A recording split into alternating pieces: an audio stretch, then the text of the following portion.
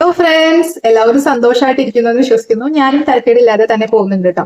അപ്പൊ ഇന്നത്തെ നമ്മുടെ ടോപ്പിക് വന്നിട്ട് ഒരുപാട് പേരെ അലട്ടുന്ന ഒരു പ്രശ്നമാണ് ആമവാദം. ഓക്കെ, നമ്മുടെ അടുത്ത് പലരും ചോദിക്കുന്ന ഒരു സംശയമാണ്, ഡോക്ടർ എങ്ങനെയാണ് ആമവാദം, രക്തവാദം, സന്ധിവാദം ഇതിനെയൊക്കെ തിരിച്ചറിയാന്നുള്ളത്. അത് നമുക്ക് പിന്നീട് പറയാം. അപ്പൊ എന്റെ പേര് സെറിൻ എന്നാണ്. ഞാൻ ഒരു ആയുർവേദ ഡോക്ടറാണ്. തൃശ്ശൂരാണ് എനിക്ക് ക്ലിനിക്ക് ഉള്ളത് കേട്ടോ. അപ്പം ഇനി നമുക്ക് ആമവാദത്തിലേക്ക് കടക്കാം. അപ്പൊ ആമവാദവും രക്തവാദവും തമ്മിൽ എപ്പോഴും തെറ്റിപ്പോകാനുള്ള സാധ്യത വളരെ കൂടുതലാണ്. ആമവാദം എന്ന് പറഞ്ഞു കഴിഞ്ഞാൽ നമുക്ക് എപ്പോഴും മുട്ടിലായിരിക്കും കൂടുതലായിട്ടും അതിന്റെ വേദന കാണുന്നത് കേട്ടോ. മുട്ടിലായിരിക്കും വേദനയും അതുപോലെ നീരും കാണാം, മുട്ടിന്റെ ആ ഭാഗത്തായിരിക്കും. പക്ഷെ രക്തവാദത്തിലെ ചെറിയ ചെറിയ സന്ധികള് പോലെ വിരലുകളുടെ സന്ധി, എക്സാമ്പിൾ പറയുകയാണെങ്കിൽ വിരലിന്റെ സന്ധികളിലൊക്കെ ആയിരിക്കും നമുക്ക് ആ വേദന കൂടുതലായിട്ട് കാണാം. അതുപോലെ ആ ഭാഗത്തൊക്കെ നമുക്കൊരു റെഡ്നെസ്, അതേപോലെ ഒരു ചുമന്നിരിക്കുന്ന ഒരു രീതിയിൽ നമുക്ക് രക്തവാദത്തിൽ കാണാം. അങ്ങനെയാണ് നമുക്ക് ഇത് ഡിഫറൻഷിയേറ്റ് ചെയ്യാനായിട്ട് പറ്റുന്നത്. പിന്നെ ഒരുപാട് ടെസ്റ്റുകൾ അവൈലബിൾ ആണ്. അതൊക്കെ ചെയ്താൽ നമുക്ക് ആമവാദമാണോ രക്തവാദമാണോ എന്ന് ഡിഫറൻഷിയേറ്റ് ചെയ്യാൻ പറ്റാറുണ്ട് കേട്ടോ. പക്ഷേ നമ്മളൊരു ആയുർവേദ ഡോക്ടർ എപ്പോഴും ടെസ്റ്റുകൾ, ഇപ്പം എന്റെ അടുത്ത് വരുന്ന പേഷ്യൻസ് അവരെപ്പോഴും പറയുന്ന ഒരു കാര്യമാണ്, ഡോക്ടറെ ഞങ്ങൾ ഈ ടെസ്റ്റ് ചെയ്തിട്ടുണ്ട്, ആ ടെസ്റ്റ് ചെയ്തിട്ടുണ്ട്. പക്ഷെ ഒരു ആയുർവേദ ഡോക്ടറെ സംബന്ധിച്ച് ടെസ്റ്റുകളൊന്നും അത്ര സീരിയസ്, ആവശ്യമുള്ള സമയത്ത് നമ്മൾ ചോദിക്കുമ്പോൾ മാത്രമേ നമുക്കത് ആവശ്യമുള്ളൂ. അത് നമ്മൾ ലക്ഷണങ്ങൾ നോക്കിയിട്ടാണ് പേഷ്യൻസിനെ ചികിത്സിക്കാറുള്ളത് കേട്ടോ. നമുക്ക് ടെസ്റ്റിന്റെ ഒന്നും ആവശ്യം പലപ്പോഴും വരാറില്ല. ചില സന്ദർഭങ്ങളിലൊക്കെ നമുക്ക് ആവശ്യം വരാറുണ്ട്. ഇല്ല എന്ന് മുഴുവനായിട്ടും പറയാൻ പറ്റില്ല, പക്ഷെ ആവശ്യം വരുന്ന സന്ദർഭങ്ങളുണ്ട്. അപ്പം ഇതിൽ നമ്മൾ ഫസ്റ്റ് ഇനി ആമവാദം, ഇപ്പൊ ഇന്ന് നമ്മുടെ എപ്പിസോഡിൽ ആമവാദത്തിന്റെ ലക്ഷണങ്ങൾ, അതിനെക്കുറിച്ചുള്ള ഏറ്റവും ഇമ്പോർട്ടന്റ് ആയിട്ടുള്ള ഒറ്റമൂലികൾ, അതുപോലെ എങ്ങനെയാണ് ഇത് ചെറുക്കാനുള്ള കാര്യങ്ങൾ, പ്രിവെന്റ് ചെയ്യാനുള്ള കാര്യങ്ങൾ, അതേപോലെ ഔഷധങ്ങൾ, ഇതൊക്കെ നമ്മൾ ഈ വീഡിയോയിൽ എക്സ്പ്ലെയിൻ ചെയ്യുന്നുണ്ട്. അപ്പൊ ആരും സ്കിപ്പ് അടിക്കാതെ ഫുള്ളായിട്ട് തന്നെ കാണാൻ ശ്രമിക്കാം കേട്ടോ. അപ്പൊ നമുക്ക് ആദ്യം തന്നെ ലക്ഷണങ്ങളിലേക്ക് വരാം. അപ്പൊ നമുക്ക് എന്ന് വെച്ചാൽ ആദ്യം വരുന്ന ലക്ഷണം എന്ന് വെച്ചാൽ ഭയങ്കര പനിക്കോളായിരിക്കും. അതായത് നമ്മളൊരു തെർമോമീറ്റർ വെച്ചിട്ട് ഈ പേഷ്യന്റിനെ ഇരുത്തി പരിശോധിക്കുകയാണെങ്കിൽ പേഷ്യന്റിന് ഒട്ടും തന്നെ പനി തെർമോമീറ്ററിൽ വിസിബിൾ ആവില്ല. പക്ഷെ ഈ പേഷ്യന്റിന് എപ്പോഴും ഒരു ഉൾപ്പനി ഉണ്ടായിരിക്കും. ഉൾപ്പനി എന്നാണ് നമുക്കതിനെ പറയാമെന്ന് എനിക്ക് തോന്നുന്നു. ഉൾപ്പനി പോലെ അതിനെ ഫീൽ ചെയ്യുന്നുണ്ടാവും. അതായത് ശരീരത്തിനും ഒരിക്കലും ഒരു സുഖമില്ലാത്ത അവസ്ഥ. നമുക്കറിയാലോ പനി വരുമ്പോൾ നമുക്ക് എങ്ങനെ അനുഭവപ്പെടുന്നത്, അതുപോലെ അവർക്ക് ഉള്ളില് ഉൾപ്പനി പോലെ തോന്നും. അപ്പോ പിന്നെ എന്താ ഉണ്ടാവുക, അലസത ഉണ്ടാവും, ഭയങ്കര ക്ഷീണം ഉണ്ടാവും, അതുപോലെ സന്ധികളിലൊക്കെ ഭയങ്കര വേദന, അങ്ങനത്തെ പ്രശ്നങ്ങളൊക്കെ വരും. പിന്നെ അവർക്ക് ഒന്നും അനങ്ങാൻ, അതായത് അവർക്ക് വിശപ്പ് കുറവായിരിക്കും, ദഹനം കുറവായിരിക്കും, അതേപോലെ ഉറക്കക്കുറവ് ഉണ്ടായിരിക്കും, സ്ട്രെസ് ഉണ്ടാവും. പിന്നെ എന്താന്ന് വെച്ചാൽ രാവിലെ എണീക്കുമ്പോൾ തന്നെ ഈ വേദന തുടങ്ങും. മനസ്സിലായോ? സന്ധികളിലെ ഈ വേദന തുടങ്ങും. പിന്നെ നമ്മൾ കാലെടുത്ത് താഴേക്ക്, അതായത് നമ്മുടെ രാവിലെ നമ്മൾ എണീക്കുമ്പോൾ നമ്മൾ തറയിൽ കാല് വെക്കണമല്ലോ, അപ്പൊ ആ വെക്കുന്ന സമയത്ത് ഉപ്പുറ്റിയില് ഭയങ്കര വേദനയായിരിക്കും, നമുക്ക് വെക്കാനൊന്നും പറ്റില്ല, അതുപോലെ വേദനയായിരിക്കും, നമുക്ക് മുട്ടൊന്നും നിവർത്താൻ പറ്റാത്ത അവസ്ഥ. മനസ്സിലായോ? അപ്പൊ അത്തരം പ്രശ്നങ്ങളൊക്കെ ഇത്തരം പേഷ്യൻസിന് ഉണ്ടാവും. പിന്നെ അതുപോലെ ഞാൻ പറഞ്ഞ പോലെ രുചിക്കുറവ് ഉണ്ടാവും. അതായത് നമ്മൾ എന്ത് കഴിച്ചാലും, നമ്മൾ എന്ത് കഴിക്കുന്ന സമയത്ത്, നമുക്ക് ഇഷ്ടമുള്ള ഭക്ഷണം കഴിക്കുന്ന സമയത്ത് നമുക്കറിയാം നമുക്ക് നല്ല ടേസ്റ്റോട് കൂടെ നമുക്ക് കഴിക്കാൻ പറ്റും. പക്ഷെ ഇത്തരം രോഗങ്ങളുള്ളവർക്കൊക്കെ ടേസ്റ്റ് എന്നുള്ളത് കുറവായിരിക്കും. അവർക്ക് വന്നിട്ട് ഒരു കൈപ്പുരസായിരിക്കും ഏറ്റവും കൂടുതലായിട്ട് അനുഭവപ്പെടുന്നത് കേട്ടോ. പിന്നെ വരുന്നത് ടങ് കോട്ടിംഗ് ആയിരിക്കും. അതായത് അവരുടെ നാവ് നമ്മൾ പരിശോധിക്കുകയാണെങ്കിൽ നാവില് ചിലർക്ക് കംപ്ലീറ്റ്ലി വൈറ്റ് കോട്ടിംഗ് ഉണ്ടാവും. മനസ്സിലായോ? ഒരു വെള്ള കളറിൽ ഒരു ഫുള്ളായിട്ട് നിൽക്കുന്ന പോലെ തോന്നും. ചിലർക്ക് പാർഷ്യലി കോട്ടിംഗ് ആയിരിക്കും.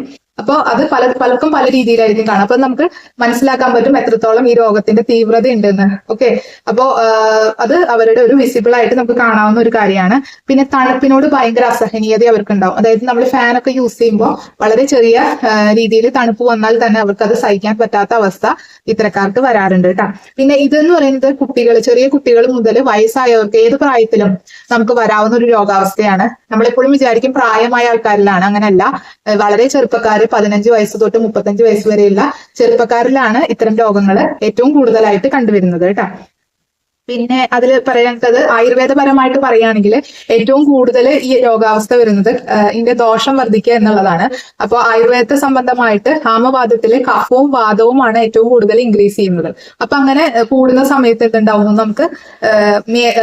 നമുക്കൊരു വിശപ്പ് കുറയും, നമുക്കൊന്നും കഴിക്കാൻ പറ്റില്ല, നമുക്ക് അവിടെ ഒരു നമ്മുടെ ഡൈജസ്റ്റീവ് ഫയർ അഥവാ ജാതരാഗ്നി കുറഞ്ഞ് അവിടെ ഒരു മന്ദിപ്പ്, നമുക്ക് അഗ്നി മന്ദ്യം സംഭവിക്കും. അതായത് നമുക്ക് വിശപ്പ് ഉണ്ടാവില്ല തീരെ. അതേപോലെ തന്നെ വരുന്ന ഒരു പ്രശ്നമാണ് മേധോധാതുവും മാംസധാതുവും. അതുപോലെ ഞാൻ എന്റെ കഴിഞ്ഞ വീഡിയോയിൽ പറഞ്ഞിട്ടുണ്ട്, നമ്മുടെ ശരീരത്തിൽ 7 ധാതുക്കളുണ്ട്.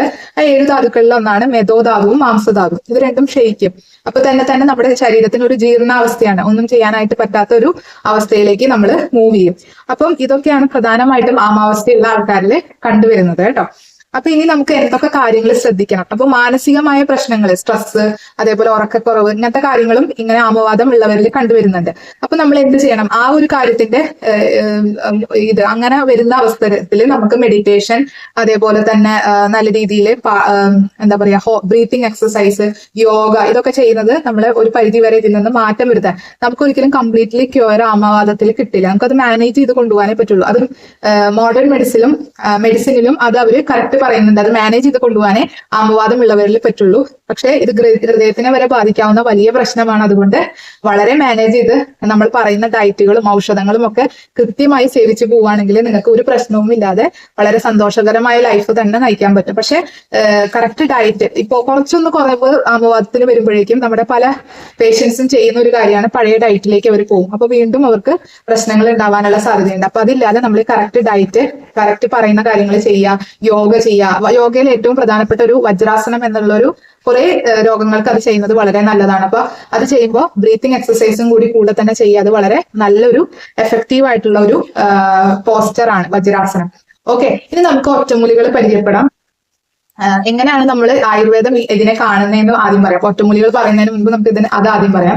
അതിൽ നിദാന പരിവർജനം എന്നുള്ളതാണ് നമ്മൾ ഫസ്റ്റ് പറയുന്ന ഒരു മെത്തേഡ് ഓഫ് ട്രീറ്റ്മെന്റ് എന്ന് പറയും. നിദാന പരിവർജനം നമുക്ക് എന്തൊക്കെ കാര്യങ്ങളാണ്, ഇപ്പൊ തണുപ്പ് സഹിക്കാൻ പറ്റാത്ത ഒരു ആമവാദ രോഗി തണുപ്പ് ഒരിക്കലും ഉപയോഗിക്കരുത്. അത് അവർ കഴിക്കുന്ന ഫുഡായാലും, അതുപോലെ തന്നെ കുളിക്കുന്ന വെള്ളമായാലും, കുടിക്കുന്ന വെള്ളമായാലും തണുപ്പില്ലാത്ത ചൂടായ വെള്ളം ഉപയോഗിക്കുക. അതുപോലെ ഫുഡ് കഴിക്കുമ്പോൾ വിരുദ്ധാഹാരങ്ങൾ കഴിക്കാതിരിക്കുക. അതായത് ഒരിക്കലും കോൺട്രാ ഇൻഡിക്കേറ്റഡ് ആണ് വിരുദ്ധാഹാരം. അതായത് തൈരും ഒരു എക്സാമ്പിൾ ആണ് കേട്ടോ.